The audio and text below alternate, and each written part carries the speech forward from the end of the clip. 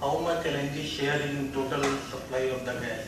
Point number one. And point number two, what is the potential for the upcoming demand and supply gap? So you can see that as on date, today the 50% share belongs to LNG in total supply of the gas. And the most important thing is that Government of India intend to increase share of LNG in the energy basket from 6.5 to 15% in few years. So keeping into this point into mind, we can say that this is very limited, only one company is doing it. Then LNG powered buses on trial basis. This is the area LNG is fuel for trucks, heavy public transport. You have a track record of all these things. LNG distribution by trucks and barges, coastal LNG development, LNG bunkering at major ports, LNG as bunker fuel for inland waterways. So these are the areas wherein. First of all, I'm very happy to see such good turnout to this event. This is the third time we're doing it, and this time we're 115 participants from the most relevant organizations throughout the whole of India, and that's a new record. So we see an overwhelming response when it comes to the interest of LNG in India. Okay, on all levels, government and business. And there was a Reuters message going out 2 days ago that says that India plans massive natural gas expansion, LNG imports store, aims to more than triple LNG imports to 70 million whatever that means per year. Looking to add 11 import terminals over the next 7 years, plan to increase EV use and use of LNG for trains and ships. So this is very much in the time. It was also one of the main topics when we had the joint working group meeting in Delhi on Wednesday, so very much in focus. So I would like to also thank the chief guest for spending Birgit Leila, DG Maritime from the Norwegian Ministry of Trade and Fisheries, and her team for taking the time to be with us the whole day. And I would like to thank all the distinguished speakers for adding content and very interesting content and making this seminar worthwhile. And also I would like to thank all the participants coming from all over India. Some of you have been traveling a long way, and I hope that you will bring with you thoughts and ideas that will generate business between government to government and business to business in the future. I also would like to thank DNV GL for hosting this together with us for the third time in a row, and also the consulate for being so positive and supporting us in this event. And a special thanks to Mr. Taneja for taking time off his busy schedule. He came from Bali this morning, but still decided to join us, so thank you very much for that. This event has been possible due to a lot of hard work from some organizing people, and that consists of Mr. Salian of DNV GL, yes, over there, and Pankaj Patil from Innovation Norway, announcing out where she is now. And also thank you very much to Nita for hosting through the event. So Team Norway with the ministry, the mission, the Norway-India Business Association, Norwegian Energy Partner, Norway, the LNG Network, and Norwegian companies that are here today, in addition to DNV GL and Innovation Norway. We are very eager to work on this with you and with all the elements throughout the value chain. So we hope for close cooperation also in the future. So a few of the actions that we would like to take after this seminar is that we will make a little booklet, a souvenir booklet that we will share with you for this event, and we also make available a link on internet pages so you can all download the presentations. And as was mentioned with Assam, we will make an LNG sector report that can identify potential areas of cooperation. And last but not least, it was mentioned by the chairman of Goshen Shipyard that seeing is believing. And therefore we would like to bring a delegation from India and actually show you what we have in the whole value chain in Norway related to LNG. So we will make a program, and we will invite you to join us for this. So thank you again very much, everyone. What's left now is high tea and some mingling. So thank you all for coming. Thank you.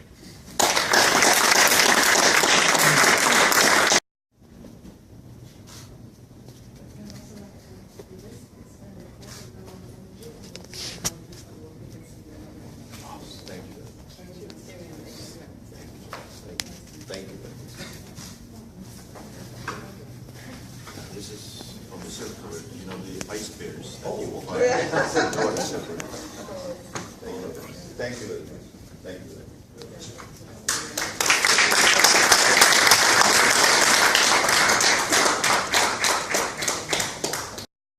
LNG power vessel. So the developing coastal LNG of the LNG bunkering.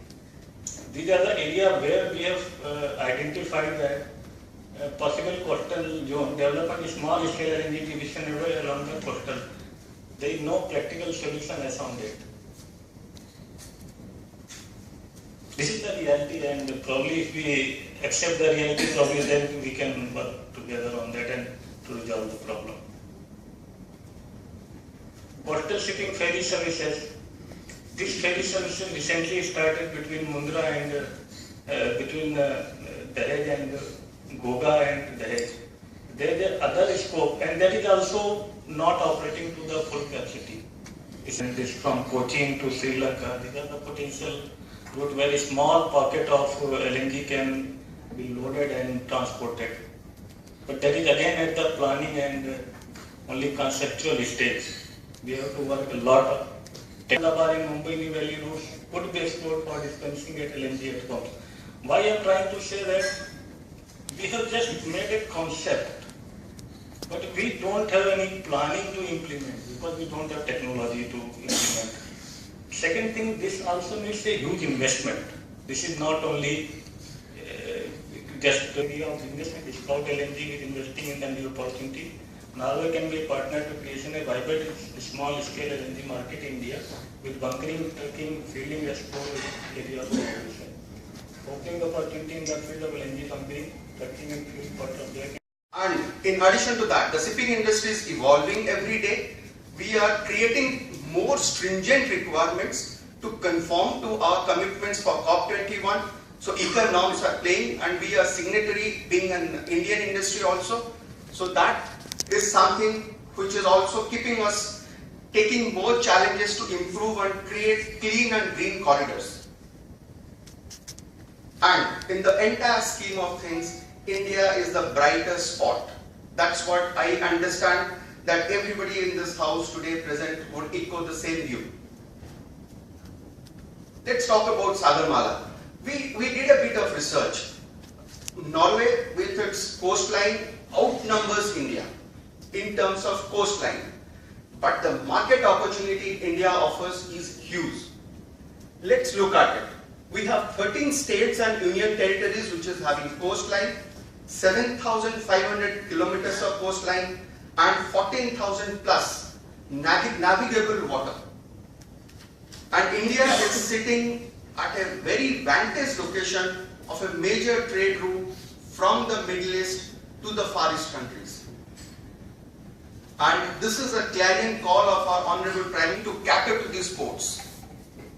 Now, number one, National Waterway number one, the major river, 1600 kilometer length. The northeastern part of the country captures the National Waterway number 2. Number 3, the CMD CSL, Mr. Nair has already highlighted Cochin Shipyard's presence. That is where is number 3, the backwaters of Kerala, caters to a major industrial revolution in terms of cargo movement. Number 4 is the eastern belt, the southeastern coast of India. And number 5, currently the energy gateway to the eastern and northeastern part of the country. Dr. Balian during his presentation did highlight the lopsided development of India. So we see a major thing happening in the eastern and northeastern part of India. Further, there are additional freight corridors which have been conceived in conjunction with the port developments. Now, another beauty, LNG in the term of price, it is actually best fit to the refineries to get into the petrochemical integration. Power plants, you have an opportunity, fertilizer plants, chemical plants, and the basic need, the city gas distribution. Then India is also having 2 major clusters. So if we look at the Cochin terminal, the maximum it would go to the Gujarat part would actually have a nautical mile distance about 950 or say 1000. When it comes to the eastern part of the country, it is ranging from 1500 to 1600 nautical miles. Now we have a collaborative framework with one of the leading organization, I would say, in the country, Cochin Shipyard, and EIL and CSL is having a collaborative framework in place to develop small-scale LNG carriers. Now, 2 broad areas are looked at. One is the coastal shipping, which is about say 10,000 to 12,000 CBM size.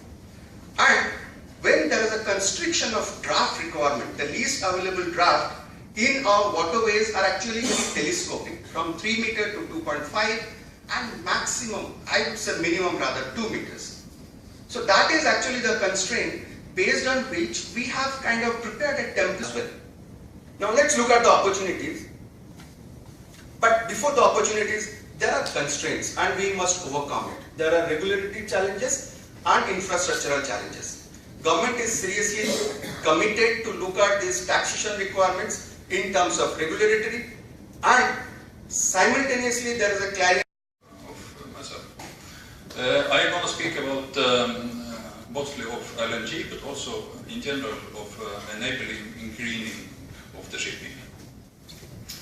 We have time constraints, so I will be rather quick on some of the slides.